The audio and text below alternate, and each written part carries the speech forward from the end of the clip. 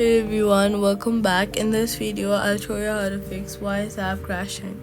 First, swipe up from the bottom of your screen, look for Wise, swipe it away, completely closing it, wait for a few hours and then reopen it.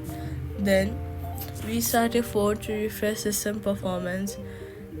Next, head over to your App Store or your Play Store, search for Wise, and then make sure that the app is updated to the latest version, as bugs in older versions can cause crashes. Next, head over to your settings and then go to storage and make sure that your phone has enough storage, free of space if needed. On Android, clear the apps cache from settings. Go to settings, then go to apps. Next, search for Wise. Go to storage. Next, hit the clear cache option. Also, ensure that your device software is up to date. If the app keeps crashing, uninstall it for a fresh reinstallation. That's how you fix the Wise app crashing issue. If this video helped you, do not forget to like, subscribe, and turn on notifications so you never miss out on another helpful